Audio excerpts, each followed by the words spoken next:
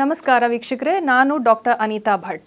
So regular ಆಗಿ ನೀವು ನೋಡ್ತಾ ಇರಬಹುದು ಶತಾಯು ಆಯುರ್ವೇದದ ಪ್ರೋಗ್ರಾಮಲ್ಲಿ ನಾವು ಇನ್ಫರ್ಟಿಲಿಟಿ ಬಗ್ಗೆ ಮತ್ತು ಹೇಗೆ ಆಯುರ್ವೇದದ ಸೂತ್ರಗಳನ್ನು ಬಳಸಿ ಇನ್ಫರ್ಟಿಲಿಟಿಯನ್ನು ನಿವಾರಣೆ ಮಾಡಬಹುದು, ಯಾರಿಗೆ ಫೇಲ್ಡ್ IVF ಕೇಸಸ್ಗಳಿದೆ, ಯಾರಲ್ಲಿ ಲೋ AMHನ ಸಮಸ್ಯೆ ಇದೆ ಅಂಥವರು, ಯಾರಿಗೆ ಮಕ್ಕಳಾಗಕ್ಕೆ ಕಷ್ಟಪಡ್ತಾ ಇದ್ದಾರೆ ಅಂಥವರಿಗೆ ಆಯುರ್ವೇದದ ಪರಿಹಾರದಿಂದ ಹೇಗೆ ಇನ್ಫರ್ಟಿಲಿಟಿಯನ್ನು ನಿವಾರಣೆ ಮಾಡ್ಕೋಬೋದು ಅಂತ ನಾನು ನಿಮಗೆ ತಿಳಿಸ್ತೀನಿ.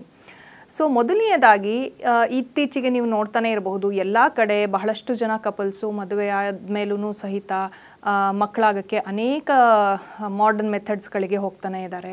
ಹಾಗಾದರೆ ಯಾಕೆ ಈ ರೀತಿ ಆಗದೇ ಇರುವಂತಹ ಸಮಸ್ಯೆಗಳು ಹೆಚ್ಚಾಗ್ತಾ ಇದೆ? ಎಲ್ಲ ಕಡೆ IVF ಸೆಂಟರ್ಗಳು ಬಂದಿದೆ. ಬಹಳಷ್ಟು ಜನ ಮಕ್ಕಳ ಆಗಕ್ಕೆ ಪುರುಷರು ಮತ್ತು ಮಹಿಳೆಯರು ಇಬ್ಬರೂ ಸಫರ್ ಮಾಡ್ತಾ ಇದ್ದಾರೆ. ಇವತ್ತು ಈ ಎಲ್ಲ ಕಾರಣಗಳನ್ನು ಹೇಳಿ ಹೇಗೆ ಆಯುರ್ವೇದದಿಂದ ಸುಲಭವಾಗಿ ಈ ಸಮಸ್ಯೆಯನ್ನು ನಿವಾರಣೆ ಮಾಡ್ಕೋಬೋದು ಅಂತ ತಿಳಿಸ್ತೀನಿ. ಮೊದಲನೆಯದಾಗಿ ನಮ್ಮ ಲೈಫ್ ಸ್ಟೈಲ್ನ ಪ್ರಕಾರ ಈಗ ಹೇಗೆ ಟ್ರೆಂಡಿಂಗ್ ಚೇಂಜ್ ಆಗ್ತಾ ಇದೆ, ಪ್ಲಸ್ ಎಲ್ಲ ಹೆಣ್ಮಕ್ಳು ಗಂಡು ಮಕ್ಕಳು ಎಲ್ಲರೂ ಓದಿ ಒಂದು ಸೆಟ್ಲ್ ಆಗೋವರೆಗೂ ಮದುವೆ ಅನ್ನೋವಂಥ ಏನು ಏಜ್ ಇದೆ ಅದು ಡಿಲೇ ಆಗ್ತಾ ಇದೆ. ಮೊದಲು 20-22 ವರ್ಷಕ್ಕೆ ಮದುವೆ ಆಗೋರು ಈಗ ಮದುವೆ ಆಗಬೇಕಾದ್ರೆ 30-32 ವರ್ಷ ಆಗ್ತಾ ಇದೆ. ಅದರ ನಂತರ ಒಂದು 3-4 ವರ್ಷ ಮಕ್ಕಳು ಬೇಡ ಅಂತ ಯೋಚನೆ ಮಾಡ್ತಾರೆ. ಎಷ್ಟೊಂದು ಜನಕ್ಕೆ PCODಯ ಸಮಸ್ಯೆ ಇದೆ. ಸೊ ಮಕ್ಕಳಾಗಬೇಕು ಅಂದರೆ ನಿಮಗೆ 30-35 ಒಳಗಡೆ ನಿಮಗೆ ಮಕ್ಕಳಾದರೆ ಒಳ್ಳೆಯದು. 35 ಏಜ್ನ ನಂತರ ಮಹಿಳೆಯರಲ್ಲಿ ಸ್ವಲ್ಪ ಈ ರೀತಿ ಹೆರಿಗೆಯ ಸಮಸ್ಯೆಗಳು ಅಥವಾ ಮಕ್ಕಳಾಗೋಕ್ಕೆ ಸಮಸ್ಯೆಗಳು ಕಂಡುಕೊಂಡು ಬರುತ್ತೆ. ಇದಲ್ಲದೆ ಈಗಿನ ಜಂಕ್ ಫುಡ್ ಟ್ರೆಂಡ್ ಏನಿದೆ, ನಾವು ಬಹಳ ಬರ್ಗರ್ಸು, ಸ್ವೀಟ್ಸು, ಇನ್ಸುಲಿನ್ ರೆಸಿಸ್ಟೆನ್ಸ್ ಇರುವಂತಹ ಕರೆದಿರುವಂತಹ ಪದಾರ್ಥಗಳನ್ನು ಏನು ಸೇವನೆ ಮಾಡ್ತೀವಿ, ಇದರಿಂದ ಮಹಿಳೆಯರಲ್ಲಿ ಇನ್ಸುಲಿನ್ ರೆಸಿಸ್ಟೆನ್ಸ್ ಉಂಟಾಗುತ್ತೆ. ಇನ್ಸುಲಿನ್ ರೆಸಿಸ್ಟೆನ್ಸ್ ಅಂದರೆ ಏನು, ಹೇಗೆ ಮಹಿಳೆಯರಲ್ಲಿ ಡಯಾಬಿಟಿಸ್ ರೀತಿ ಈ ಸಮಸ್ಯೆಗಳು ಉಂಟಾಗುತ್ತೋ ಇದರಲ್ಲಿ ದೇಹ ಇನ್ಸುಲಿನನ್ನು ತಗೊಂಡ್ಬಿಟ್ಟು ಅವರ ತೂಕವನ್ನು ಜಾಸ್ತಿ ಮಾಡ್ತಾ ಹೋಗುತ್ತೆ. ಅಂದರೆ ಇನ್ಸುಲಿನ್ ರೆಸಿಸ್ಟೆನ್ಸನ್ನು ಕ್ರಿಯೇಟ್ ಮಾಡಿ ಅವರಿಗೆ ಕುತ್ತಿಗೆಯ ಭಾಗ ಕಪ್ಪಾಗುವಂಥದ್ದು, ದೇಹದ ತೂಕ ಹೆಚ್ಚಿಗೆ ಆಗುವಂಥದ್ದು, ಮತ್ತು ಸೈಕಲ್ಸ್ ಇರ್ರೆಗ್ಯುಲರ್ ಆಗ್ತಾ ಹೋಗುವಂಥದ್ದು, ಈ ರೀತಿ ಇದರಿಂದ ಹಾರ್ಮೋನ್ನ ವ್ಯತ್ಯಾಸ ಆಗ್ತಾ ಹೋಗುವಂಥದ್ದು ಆಗುತ್ತೆ.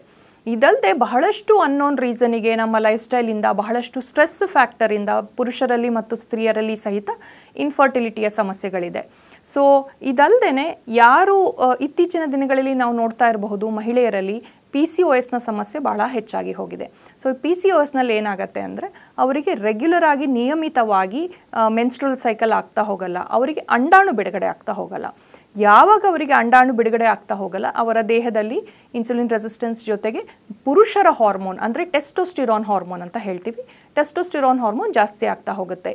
ಇದರಿಂದ ಮಹಿಳೆಯ ಮುಖದಲ್ಲಿ ಕೂದಲುಗಳು ಬರುವಂಥದ್ದು, ಮೀಸೆ ಗಡ್ಡ ಬರುವಂಥದ್ದು, ತಲೆಯ ಕೂದಲು ಉದುರುವಂಥದ್ದು, ಹೊಟ್ಟೆಯ ಭಾಗದಲ್ಲಿ ಬೊಜ್ಜು ಹೆಚ್ಚು ಶೇಖರಣೆ ಆಗುವಂಥದ್ದು, ಈ ಸಮಸ್ಯೆಗಳು ಉಂಟಾಗತ್ತೆ. ಇದಲ್ಲದೆ ಯಾವ ಮಹಿಳೆಗೆ ಮುಂಚೆನೇ ಎಂಡೋಮೆಟ್ರಿಯಾಸಿಸ್ನ ಸಮಸ್ಯೆ ಇದೆ, ಅವರಿಗೆ ಪೀರಿಯಡ್ಸ್ ಟೈಮಲ್ಲಿ ಬಹಳ ಹೊಟ್ಟೆ ನೋವು ಬರುವಂಥದ್ದು, ಅಥವಾ ಕರೆಕ್ಟಾಗಿ ಮೆನ್ಸ್ಟ್ರಲ್ ಸೈಕಲ್ ಹೆವಿ ಬ್ಲೀಡಿಂಗು ಪದೇ ತಿಂಗಳಲ್ಲಿ 2 ಬಾರಿ ಮುಟ್ಟಾಗುವಂಥದ್ದು, ಅವರಿಗೆ ಫೈಬ್ರಾಯ್ಡ್ನಂತಹ ಗಡ್ಡೆಯ ಸಮಸ್ಯೆ ಇರುವಂಥದ್ದು, ಸಿಸ್ಟ್ ಫಾರ್ಮೇಷನ್ ಆಗುವಂಥದ್ದು, ಈ ರೀತಿ ಮುಂಚೆನೇ ಮಹಿಳೆಯರಲ್ಲಿ ಸಮಸ್ಯೆ ಇದ್ದರೂ ಅಂಥವರಿಗೆ ಸಹಿತ ಇನ್ಫರ್ಟಿಲಿಟಿ ಸಮಸ್ಯೆ ಉಂಟಾಗುತ್ತೆ. ಇನ್ನೂ ಬಹಳಷ್ಟು ಜನಕ್ಕೆ ಗೊತ್ತಿರೋದಿಲ್ಲ, ಗರ್ಭಕೋಶದಲ್ಲಿ TB ಅಂತಹ ಸಮಸ್ಯೆಗಳು ಉಂಟಾಗುತ್ತೆ. ಸೊ ಗರ್ಭಕೋಶದಲ್ಲಿ ಟ್ಯೂಬರ್ಕ್ಯುಲೋಸಿಸ್ ಆದರೆ ಅಂಥವರಲ್ಲಿ ಸಹಿತ ಗರ್ಭ ನಿಲ್ಲೋದು ಕಷ್ಟ ಆಗ್ತಾ ಹೋಗುತ್ತೆ. ಸೊ ನಾವು ಯಾರಿಗೆ ಮದುವೆಯಾಗಿ 1 ವರ್ಷದಲ್ಲಿ ಮಕ್ಕಳಾಗಿಲ್ಲ ಅಥವಾ ಅವರು ನಿಯಮಿತವಾಗಿ ಮಗು ಬೇಕು ಅಂತ ಟ್ರೈ ಮಾಡಿ ಒಂದು 12 ಮಂತ್ಸ್ ಅಂತ ಹೇಳ್ತೀವಿ, ಅಂದರೆ 1 ಇಯರ್ ಪೀರಿಯಡಲ್ಲಿ ಅವರಿಗೆ ಮಕ್ಕಳಾಗಿಲ್ಲ ಅಂದರೆ ಅವರು ಕೂಲಂಕುಷವಾಗಿ ಡಾಕ್ಟರ್ ಹತ್ರ ಪರಿಶೀಲನೆ ಮಾಡಿಸ್ಕೊಳ್ಳೇಬೇಕು. ಅವರು ರೆಗ್ಯುಲರ್ ಆಗಿ ಹಾರ್ಮೋನ್ ಟೆಸ್ಟ್ಗಳನ್ನು, ಅದರಲ್ಲೂ ಮುಟ್ಟಾಗಿರುವಂತಹ 2ನೇ ದಿನ ಅಥವಾ 3ನೇ ದಿನದಲ್ಲಿ AMH ಅಂತ ಒಂದು ಹಾರ್ಮೋನನ್ನು ಟೆಸ್ಟ್ ಮಾಡ್ತೀವಿ. ಅದು ಅವರ ದೇಹದಲ್ಲಿ ಎಷ್ಟು ಅಂಡಾಣು ಇದೆ ಅಂತ ತೋರಿಸ್ಕೊಡುತ್ತೆ.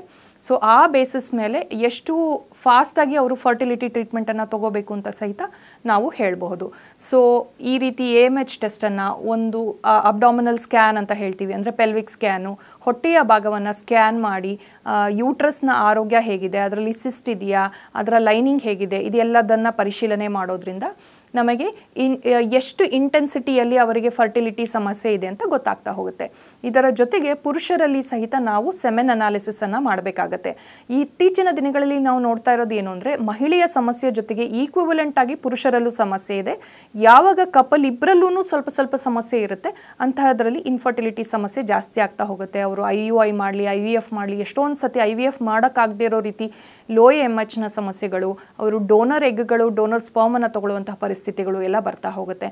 ಸೊ ಈ ರೀತಿ ಆಗಬಾರ್ದು ಅಂದರೆ ನೀವು ಮುಂಚೆನೇ ಪ್ಲ್ಯಾನ್ ಮಾಡಿದ್ರೆ ಕರೆಕ್ಟಾಗಿ ಅವರು ಗರ್ಭಧಾರಣೆಗೆ ಸುಲಭವಾಗಿ ಏನು ಆಯುರ್ವೇದದ ಚಿಕಿತ್ಸೆಯನ್ನು ತಗೋಬೋದು.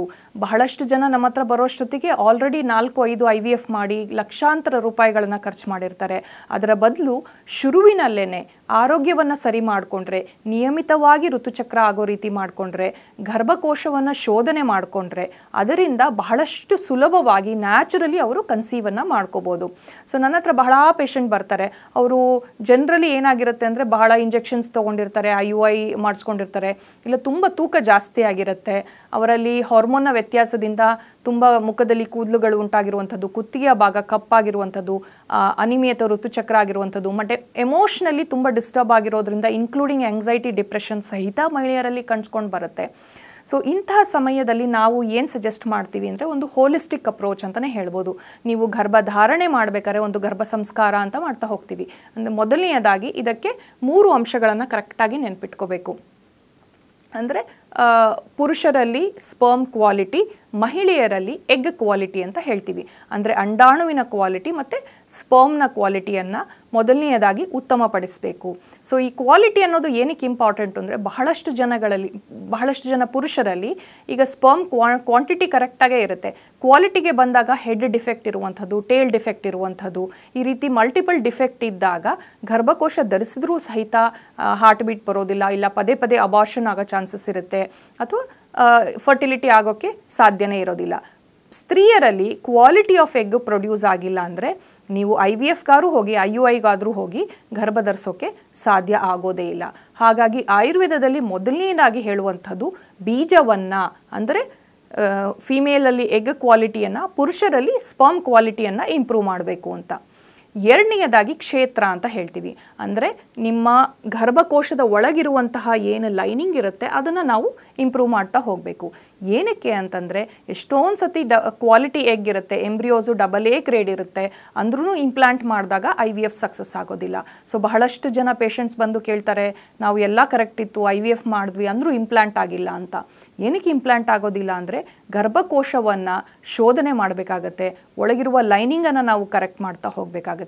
ಈ ರೀತಿ ಮಾಡೋದ್ರಿಂದ ಗರ್ಭ ನಿಲ್ಲೋದು, ಗರ್ಭ ಏನು ಎಂಬ್ರಿಯೋಸ್ ಟ್ರಾನ್ಸ್ಫರ್ ಮಾಡಿರ್ತಾರೆ ಅದು ನಿಲ್ಲುವಂಥದ್ದು, ಅಥವಾ ನ್ಯಾಚುರಲಿ ಅವರು ಟ್ರೈ ಮಾಡಿದಾಗ್ಲೂ ಗರ್ಭ ನಿಲ್ಲೋದಕ್ಕೆ ಇದು ಸಹಕಾರಿಯಾಗ್ತಾ ಹೋಗುತ್ತೆ. ಸೊ ಈ ಗರ್ಭಧಾರಣೆಗೆ ನಾವು ಶೋಧನ ಚಿಕಿತ್ಸೆಯನ್ನು ಮಾಡ್ತಾ ಹೋಗಬೇಕು. ಈ ಶೋಧನ ಚಿಕಿತ್ಸೆಯಲ್ಲಿ ನಾವು ಏನನ್ನೆಲ್ಲ ನೋಡಬೇಕಾಗತ್ತೆ, ಅಥವಾ ನೀವು IUI IVF ಟ್ರೀಟ್ಮೆಂಟ್ಗೆ ಹೋಗಬೇಕಾದ್ರೆ ಏನನ್ನೆಲ್ಲ ನೋಡಬೇಕಾಗತ್ತೆ. ಜನರಲಿ ಮಹಿಳೆಯರಲ್ಲಿ ನಿಮ್ಮ BMI ಅಥವಾ ದೇಹದ ತೂಕ ಸುಮಾರು 22 ಒಳಗಡೆನೇ ಇರಬೇಕು. ಅಂದರೆ ನೀವು ಜನರಲಿ 160 ಸೆಂಟಿಮೀಟರ್ ಹೈಟ್ ಇದ್ದರೆ ಒಂದು 50ರಿಂದ 55 kg ಒಳಗೆ ನಿಮ್ಮ ತೂಕ ಇರಬೇಕು. ಹಾಗಿದ್ದಾಗ ಮಾತ್ರ ನಿಮಗೆ ಗರ್ಭ ಧರಿಸಲು ಈಸಿ ಆಗತ್ತೆ. ಎರಡನೆಯದಾಗಿ ನಿಮ್ಮ ಲೈನಿಂಗ್ ಏನಿರುತ್ತೆ, ಗರ್ಭಕೋಶದ ಒಳಗಿರುವಂತಹ ಎಂಡೋಮೆಟ್ರಿಯಲ್ ಲೈನಿಂಗ್ ಅಂತ ಹೇಳ್ತೀವಿ, ಇದು 3 ಲೇಯರ್ಡ್ ಆಗಿದ್ದು ಒಳ್ಳೆಯ 7 mm ಅಬೌವ್ ಲೈನಿಂಗ್ ಇರಬೇಕಾಗತ್ತೆ. ಗರ್ಭಕೋಶದಲ್ಲಿ ಯಾವುದೇ ರೀತಿ ಬ್ಲಾಕ್ ಇರುವಂತಹದ್ದು ಅಥವಾ ಬೇರೆ ಹಾರ್ಮೋನ್ನ ವ್ಯತ್ಯಾಸ ಇರುವಂಥದ್ದು, ತುಂಬ LH-FSH ರೇಷಿಯೋದಲ್ಲಿ ವ್ಯತ್ಯಾಸ ಇರುವಂಥದ್ದು, ಪ್ರೊಲ್ಯಾಕ್ಟಿನ್ ಅನ್ನೋ ಹಾರ್ಮೋನ್ ಹೆಚ್ಚಿಗೆ ಇರುವಂಥದ್ದು, ಪುರುಷರ ಟೆಸ್ಟೋಸ್ಟಿರಾನ್ ಹಾರ್ಮೋನ್ ಮಹಿಳೆಯ ದೇಹದಲ್ಲಿ ಹೆಚ್ಚಾಗಿರುವಂಥದ್ದು, ಪುರುಷರ ದೇಹದಲ್ಲಿ ಮಹಿಳೆಯ ಹಾರ್ಮೋನ್ ಈಸ್ಟ್ರೋಜನ್ ಹೆಚ್ಚಾಗಿರುವಂಥದ್ದು, ಅಂದರೆ ಈಸ್ಟ್ರೋಜನ್ ಡಾಮಿನೆನ್ಸ್ ಅಂತ ಹೇಳ್ತೀವಿ. ಇದು ಯಾವುದೇ ರೀತಿ ಸಮಸ್ಯೆ ಇಲ್ಲದೆ ಎಲ್ಲವನ್ನು ಕೂಲಂಕುಷವಾಗಿ ಪರಿಶೀಲನೆ ಮಾಡಿ ಅದನ್ನು ರೆಕ್ಟಿಫೈ ಮಾಡಬೇಕಾಗತ್ತೆ. ಇದು 2 ಆದ ನಂತರ ರಸಾಯನ ಚಿಕಿತ್ಸೆ ಅಂತ ಮಾಡ್ತೀವಿ. ಅಂದರೆ ಗರ್ಭ ಧರಿಸೋಕ್ಕೆ, ಒಳ್ಳೆ ಕ್ವಾಲಿಟಿ ಎಂಬ್ರಿಯೋ ಫಾರ್ಮ್ ಆಗೋಕ್ಕೆ, ಎಂಬ್ರಿಯೋ ಫಾರ್ಮ್ ಆಗಿರೋದು ಒಳ್ಳೆಯ ನೀಟಾಗಿ ಅದು ಫರ್ಟಿಲಿಟಿಯನ್ನು ಕ್ರಿಯೇಟ್ ಮಾಡೋದಕ್ಕೆ ಒಂದು ಅಟ್ಮಾಸ್ಫಿಯರನ್ನು ಕ್ರಿಯೇಟ್ ಮಾಡ್ತೀವಿ ಗರ್ಭದ ಒಳಗೆ. ಸೊ ಇದಕ್ಕೆ ನಾವು ಉತ್ತರ ಬಸ್ತಿ ಅಂತ ಒಂದು ಚಿಕಿತ್ಸೆಯನ್ನು ಮಾಡ್ತೀವಿ. ಎಷ್ಟೊಂದು ಜನಕ್ಕೆ ಟ್ಯೂಬಲ್ ಬ್ಲಾಕ್ ಇರುತ್ತೆ, ಇಲ್ಲ ನಾನು ಹೇಳ್ದಂಗೆ TB ಫಾರ್ಮ್ ಆಗಿರುತ್ತೆ ಯೂಟ್ರಸಲ್ಲಿ, ಇನ್ನು ಕೆಲವರಲ್ಲಿ ಸಿಸ್ಟ್ ಫಾರ್ಮೇಷನ್ ಆಗಿರುತ್ತೆ, ಫೈಬ್ರಾಯ್ಡ್ ಇರುತ್ತೆ. ಹಾಗಾಗಿ ಒಳ್ಳೆಯ ಕ್ವಾಲಿಟಿ ಎಂಬ್ರಿಯೋನು ಟ್ರಾನ್ಸ್ಫರ್ ಮಾಡಿದ್ರೂ ಸಹಿತ ಅವರಿಗೆ ಗರ್ಭಧಾರಣೆ ನಿಲ್ಲಿಸೋಕ್ಕೆ ಆಗ್ತಾ ಇರೋದಿಲ್ಲ. ಅಂತಹ ಸಮಯದಲ್ಲಿ ಆಯುರ್ವೇದದಲ್ಲಿ ಉತ್ತರ ಬಸ್ತಿ ಚಿಕಿತ್ಸೆಯನ್ನು ನಾವು ಮಾಡ್ತಾ ಬರ್ತೀವಿ. ಸೊ ಈ ರೀತಿ ಮಲ್ಟಿಪಲ್ ಲೆವೆಲಲ್ಲಿ ನಾವು ಟ್ರೀಟ್ಮೆಂಟನ್ನು ಮಾಡ್ತಾ ಬಂದಾಗ ಯಾವುದೇ ರೀತಿಯಾಗಿರುವಂತಹ ಇನ್ಫರ್ಟಿಲಿಟಿ ಸಮಸ್ಯೆ ಇರಲಿ, ಅದು ಪುರುಷರ ಸಮಸ್ಯೆ ಇರಲಿ, ಸ್ತ್ರೀಯರ ಸಮಸ್ಯೆ ಇರಲಿ, ಲೈನಿಂಗ್ನ ಸಮಸ್ಯೆ ಇರಲಿ, ಅಥವಾ ಅನ್ಎಕ್ಸ್ಪ್ಲೇನ್ಡ್ ಇನ್ಫರ್ಟಿಲಿಟಿ ಅಂತ ಹೇಳ್ತೀವಿ. ಅಂದರೆ ಯಾವುದೇ ಡಾಕ್ಟರ್ಸು ನಿಮಗೆ ಯಾವ ರೀಸನಿಂದ ಇನ್ಫರ್ಟಿಲಿಟಿ ಆಗ್ತಾ ಇದೆ ಅಂತ ಹೇಳುವಂತಹ ಗೊತ್ತೇ ಆಗೋದಿಲ್ಲ ಯಾವ ಡಾಕ್ಟರ್ಸಿಗೂ, ಬಟ್ ನಿಮಗೆ ಮಾತ್ರ ಮಕ್ಕಳಾಗ್ತಾ ಇರಲ್ಲ. ಸೊ ಅನ್ಎಕ್ಸ್ಪ್ಲೇನ್ಡ್ ಇನ್ಫರ್ಟಿಲಿಟಿ ಇರಲಿ, ಯಾವುದೇ ರೀತಿ ಸಮಸ್ಯೆ ಇದ್ದರೂ ಸಹಿತ ಆಯುರ್ವೇದದಲ್ಲಿ ಇದಕ್ಕೆ ಚಿಕಿತ್ಸೆ ಇದೆ. ಸೊ ಈಗ ಕೆಳಕಂಡೆ ಬರ್ತಾ ಇರುವಂತಹ ನಂಬರ್ಗಳಿಗೆ ನಿಮ್ಮ ಯಾವುದೇ ರಿಪೋರ್ಟ್ಸ್ ಇದ್ರೂ ಕಳಿಸಿ ಆನ್ಲೈನ್ ಕನ್ಸಲ್ಟೇಷನನ್ನು ಬುಕ್ ಮಾಡ್ಕೊಳ್ಳಿ. ನಮ್ಮಲ್ಲಿ ಬಹಳಷ್ಟು ಜನ IVF ಫೇಲ್ಯೂರ್ ಆಗಿ ಬಂದಿರುವಂತಹ ಕೇಸ್ಗಳಿದೆ. ಯಾವಾಗ ಅವರು 40-42ನೇ ವಯಸ್ಸಿಗೆ AMH ಲೆವೆಲ್ ತುಂಬ ಲೋ ಆಗಿ ಬಂದಿರುವಂಥದ್ದು, IVF ಫೇಲಿಯರ್ ಆಗಿ ಬಂದಿರುವಂಥದ್ದು, IUI ಫೇಲಿಯರ್ ಆಗಿ ಬಂದಿರುವಂತಹ ಕೇಸ್ಗಳು ಸಹಿತ ಸಕ್ಸಸ್ಸನ್ನು ನೋಡಿದ್ದಾರೆ. ಇನ್ನು 2 IVF ಫೇಲಿಯರ್ ಆಗಿ ನಂತರ ನ್ಯಾಚುರಲಿ ಕನ್ಸೀವ್ ಆಗಿರುವಂತಹ ಕೇಸಸ್ಗಳು ಸಹಿತ ನಮ್ಮಲ್ಲಿದೆ. ಸೊ ಹಾಗಾಗಿ ಇಂಡಿವಿಜುವಲಿ 1-to-1 ನೋಡಿದಾಗ ನಿಮಗೆ ಯಾವ ರೀತಿ ಟ್ರೀಟ್ಮೆಂಟ್ ಸೂಟ್ ಆಗುತ್ತೆ, ಯಾವ ಚಿಕಿತ್ಸೆಯನ್ನು ಮಾಡಬಹುದು, ಯಾವ ರೀತಿ ಆಹಾರವನ್ನು ನೀವು ಸೇವನೆ ಮಾಡ್ಕೋಬೇಕು. ಬಹಳಷ್ಟು ಜನ ಕೇಳ್ತಾರೆ, ನಾನೇನು ಇದು ಕುಡಿಯೋದಿಲ್ಲ, ಡ್ರಿಂಕ್ಸ್ ಮಾಡೋದಿಲ್ಲ, ನ್ಯಾಚುರಲ್ ಆಗಿ ಮನೆಯದೇ ಊಟ ಮಾಡ್ತೀವಿ, ಬಟ್ ಏನಕ್ಕೆ ಈ ಸಮಸ್ಯೆ ಬರ್ತಾ ಇದೆ ಅಂತ. ನಿಮ್ಮ ಒತ್ತಡ ಇರಬಹುದು, ಜೀವನ ಶೈಲಿಯಲ್ಲಿ ವ್ಯತ್ಯಾಸ ಇರಬಹುದು, ಕೆಲವೊಂದು ಮೈಕ್ರೋನ್ಯೂಟ್ರಿಯೆಂಟ್ಸು ನಿಮ್ಮ ಫುಡ್ಡಲ್ಲಿ ಇಲ್ಲದೆ ಇರಬಹುದು. ಇದು ಎಲ್ಲವನ್ನು ನಮ್ಮ ಡಾಕ್ಟರ್ಸ್ ಕೂಲಂಕುಷವಾಗಿ ಪರಿಶೀಲನೆ ಮಾಡಿ ನಿಮಗೆ ಸರಿಯಾಗಿ ಗೈಡೆನ್ಸನ್ನು ಕೊಡಬೇಕಾಗತ್ತೆ. ಯಾವಾಗ ನೀವು ನಿಮ್ಮ ಲೈಫ್ ಸ್ಟೈಲನ್ನು ಚೇಂಜ್ ಮಾಡಿ ಹೋಲಿಸ್ಟಿಕ್ ಅಪ್ರೋಚನ್ನು ತೊಗೊಳ್ತೀರಾ, ನಿಮ್ಮ ಒತ್ತಡವನ್ನು ಕಡಿಮೆ ಮಾಡ್ಕೊಳ್ತೀರಾ, ಬ್ರೀದಿಂಗ್ ಎಕ್ಸಸೈಸನ್ನು ಆ್ಯಡ್ ಮಾಡ್ತೀರಾ, ಕೆಲವೊಂದು ಮೈಕ್ರೋನ್ಯೂಟ್ರಿಯೆಂಟ್ಸನ್ನು ನೀವು ಆ್ಯಡ್ ಮಾಡ್ತೀರಾ, ಆಯುರ್ವೇದದ ಚಿಕಿತ್ಸೆಯನ್ನು ತೆಗೆದುಕೊಂಡು ನಿಮ್ಮ ಹಾರ್ಮೋನನ್ನು ನಿಯಮಿತವಾಗಿ ಸಮತೋಲನವಾಗಿ ತರ್ತಾ ಬರ್ತೀರಾ, ನಿಮ್ಮ ಮುಟ್ಟನ್ನು ರೆಗ್ಯುಲರ್ ಆಗಿ ಮಾಡ್ತಾ ಎಗ್ಗನ್ನು ಕರೆಕ್ಟಾಗಿ ರಿಲೀಸ್ ಆಗುವಂತೆ ಫಾಲಿಕ್ಯುಲರ್ ಸ್ಟಡಿ ಮಾಡಿಸ್ಕೊಂಡು ನೀವು ಪ್ರಯತ್ನವನ್ನು ಪಡ್ತೀರಾ, ಆವಾಗ ಗರ್ಭ ಧರಿಸೋಕ್ಕೆ ಖಂಡಿತವಾಗ್ಲೂ ಸುಲಭವಾಗುತ್ತೆ. ಈ ರೀತಿ ನೀವು ಲಕ್ಷಾಂತರ ರೂಪಾಯಿನ ಖರ್ಚು ಮಾಡಬೇಕಾಗಿಲ್ಲ. ಹಾಗಾಗಿ ಯಾವುದೇ ರೀತಿ ಇನ್ಫರ್ಟಿಲಿಟಿಯ ಸಮಸ್ಯೆಗಳಿಂದ ನೀವು ಬಳಲ್ತಾ ಇದ್ದರೆ ಅಥವಾ ಮುಟ್ಟಿನ ರಿಲೇಟೆಡ್ ಯಾವುದೇ ರೀತಿ ಸಮಸ್ಯೆ ಬಳಲ್ತಾ ಇದ್ರೂ ಕೆಳಗೆ ಬಂದಿರುವಂತಹ ನಂಬರಿಗೆ ಕರೆ ಮಾಡಿ ನಿಮ್ಮ ರಿಪೋರ್ಟನ್ನು ಶೇರ್ ಮಾಡ್ಕೊಳ್ಳಿ. ಇದಲ್ಲದೆ ಮಹಿಳೆಯರಲ್ಲಿ ಇನ್ನೊಂದನ್ನು ನಾವು ರೆಗ್ಯುಲರ್ ಆಗಿ ನೋಡ್ತಾ ಬರ್ತೀವಿ. ಚಿಕ್ಕ ವಯಸ್ಸಲ್ಲೇ ಅಂದರೆ ಮುಟ್ಟು ಶುರುವಾದ ನಂತರ ಯಾರಲ್ಲಿ ಒಬೇಸಿಟಿ ಜಾಸ್ತಿ ಆಗ್ತಾ ಇದೆ ಅಂಥವರಲ್ಲಿ ಈ ಸಮಸ್ಯೆಗಳು ಜಾಸ್ತಿ ಆಗ್ತಾ ಇದೆ. ಅವರಿಗೆ PCOSನ ಸಮಸ್ಯೆ ಬಹಳ ಅರ್ಲಿಯಾಗಿ ಅಂದರೆ 18-19ಗೆ ಬಂದ್ಬಿಟ್ಟಿರುತ್ತೆ. ಅಂಥವರು ಅರ್ಲಿಯಾಗಿ, ಅವರಿಲ್ಲ ಅಂದರೆ ಅವರ ತಾಯಂದಿರು ಅವರಿಗೆ ಅರ್ಲಿಯಾಗಿ ಸ್ವಲ್ಪ ಕೇರನ್ನು ಮಾಡ್ಕೋಬೇಕು. ಹೆಚ್ಚೆಚ್ಚಿಗೆ ಅವರನ್ನು ವ್ಯಾಯಾಮ ಮಾಡುವಂತೆ, ವಾಕಿಂಗ್ ಮಾಡುವಂತೆ, ಎಕ್ಸಸೈಸ್ ಮಾಡುವಂತೆ ಪ್ರೇರೇಪಣೆ ಮಾಡಬೇಕು. ಅವರು ಸ್ವೀಟನ್ನು ಕರಿದಿರುವಂತಹ ಪದಾರ್ಥಗಳನ್ನು ನಿಲ್ಲಿಸಬೇಕಾಗತ್ತೆ. ಇದಲ್ಲದೆ ಸುಮಾರು ಒಳ್ಳೆಯ ಆಹಾರ ಅಂತ ಹೇಳ್ತೀವಿ. ಅಂದರೆ ಒಳ್ಳೆಯ ಆಹಾರ ಅಂದರೆ ನಾವು ಸಮತೋಲನ ಆಹಾರ, ಪ್ರೋಟೀನು, ವಿಟಮಿನ್ನು, ಕಾರ್ಬೋಹೈಡ್ರೇಟ್ ಇರುವಂತಹ ಸಮತೋಲನ ಆಹಾರ, ಅದು ವೆಜ್ ಇರ್ಬೋದು, ನಾನ್ ವೆಜ್ ಇರ್ಬೋದು. ಆದಷ್ಟು ಹೊರಗಡೆಯ ಊಟ ತಿಂಡಿಯನ್ನು ಕಡಿಮೆ ಮಾಡಿ, ಸ್ವೀಟನ್ನು ಕಡಿಮೆ ಮಾಡಿ, ಎಕ್ಸಸೈಸನ್ನು ಮಾಡೋದ್ರಿಂದ PCOSನ ಸಮಸ್ಯೆಯನ್ನು ನಿವಾರಣೆ ಮಾಡಬಹುದು. ಇದಲ್ಲದೆ ಯಾವುದೇ ರೀತಿ ಫರ್ಟಿಲಿಟಿ ಸಮಸ್ಯೆ ಇದ್ರೂ ಸಹಿತ ಆಯುರ್ವೇದದಲ್ಲಿ ನಿವಾರಣೆಯನ್ನು ಮಾಡ್ತಾ ಬರ್ಬೋದು. ಇದಲ್ಲದೆ ಆಯುರ್ವೇದದಲ್ಲಿ ಬಹಳಷ್ಟು ಔಷಧಗಳಿದೆ. ನಮ್ಮಲ್ಲಿ ಸಂತತಿ ಬಿಂದು ಚಿಕಿತ್ಸೆ ಇದೆ, CP ಮ್ಯಾಪ್ ಅಂತ ಇದೆ, ಬಹಳಷ್ಟು ಆಯುರ್ವೇದ, ಅಶೋಕಾರಿಷ್ಟ, ಬಹಳಷ್ಟು ಆಯುರ್ವೇದದ ಔಷಧಿಗಳು ಈ ಸಮಸ್ಯೆಗೆ ನಿವಾರಣೆಯನ್ನು ಮಾಡಬಹುದು. ಯಾರಲ್ಲಿ ಮಲ್ಟಿಪಲ್ ಬ್ಲೀಡಿಂಗ್ ಸಮಸ್ಯೆ ಇರುತ್ತೆ, ಪದೇ ಪದೇ ಮುಟ್ಟಿನ ಸಮಸ್ಯೆ ಉಂಟಾಗುವಂಥದ್ದು, ಹೆವಿ ಬ್ಲೀಡಿಂಗ್ ಆಗುವಂಥದ್ದು, ಕೆಲವರಲ್ಲಂತೂ ತುಂಬ ಹೆವಿ ಬ್ಲೀಡಿಂಗ್ ಆಗಿ ಗರ್ಭಕೋಶವನ್ನು ತೆಗಿಬೇಕು ಅಂತ ಸಹಿತ ಹೇಳ್ತಾರೆ. ಇನ್ಕ್ಲೂಡಿಂಗ್ ಅಂಥವರಿಗೆ ಸಹಿತ ಆಯುರ್ವೇದದ ಔಷಧಿಯಿಂದ ಬಹಳ ಕ್ವಿಕ್ಕಾಗಿ ಅಂದರೆ ಒಂದು 10 ಡೇಸಲ್ಲೇ ಆ ಸಮಸ್ಯೆಯನ್ನು ನಿವಾರಣೆ ಮಾಡಬಹುದು. ಅದಕ್ಕೋಸ್ಕರ ನೀವು ಗರ್ಭಕೋಶವನ್ನು ತೆಗೆಸಬೇಕು ಅಂತಲೂ ಸಹಿತ ಇಲ್ಲ. ಸೊ ಹಾಗಾಗಿ ಯಾವುದೇ ರೀತಿ ಕಾಂಪ್ಲಿಕೇಟೆಡ್ ಸಮಸ್ಯೆಯಲ್ಲಿ ನಿಮ್ಮ ಗರ್ಭಕೋಶದ ರಿಲೇಟೆಡ್ ಸಮಸ್ಯೆಯನ್ನು ನಮಗೆ ಶೇರ್ ಮಾಡಿ ಕನ್ಸಲ್ಟೇಷನನ್ನು ಪಡೀರಿ. ಅದರ ಪ್ರಕಾರ ನಮ್ಮ ಡಾಕ್ಟರ್ಸ್ ನಿಮಗೆ ಒಳ್ಳೆಯ ಸುಲಭವಾಗಿರುವಂತಹ ಮತ್ತು ಪರ್ಮನೆಂಟ್ ಆಗಿರುವಂತಹ ಒಂದು ಸೊಲ್ಯೂಷನನ್ನು ತಿಳಿಸ್ಕೊಡ್ತಾರೆ.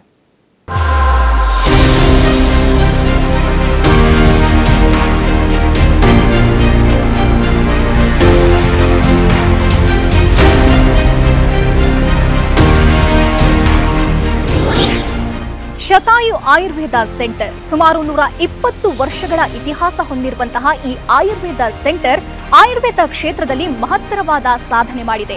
ಅಷ್ಟೇ ಅಲ್ಲ, ಬೆಂಗಳೂರಿನ ನಾನಾ ಭಾಗದಲ್ಲಿ ಇದರ ಸೆಂಟರ್ಗಳಿವೆ.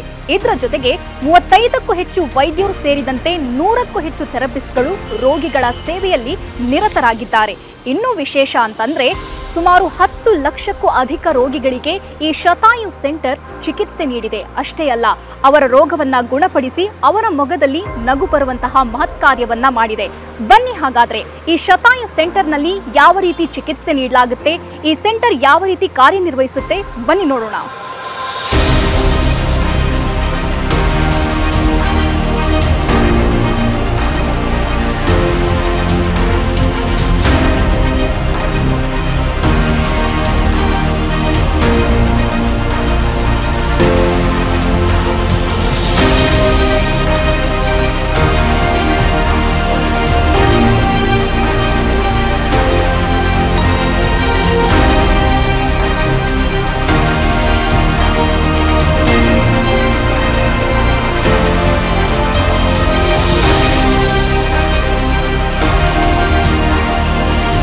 ನೋಡಿದ್ರಲ್ಲ, ಶತಾಯು ಆಯುರ್ವೇದ ಕ್ಲಿನಿಕ್ ಯಾವ ರೀತಿ ಕಾರ್ಯನಿರ್ವಹಿಸುತ್ತೆ, ಉತ್ತಮವಾದ ಚಿಕಿತ್ಸೆ ನೀಡುತ್ತೆ ಅನ್ನೋದನ್ನ.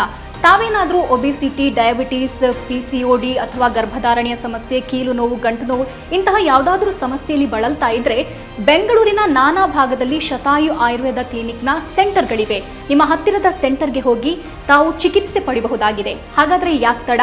ಅಡ್ರೆಸ್ ಪ್ಲೇಟ್ ಇಂತಿದೆ, ನೋಟ್ ಮಾಡ್ಕೊಳ್ಳಿ.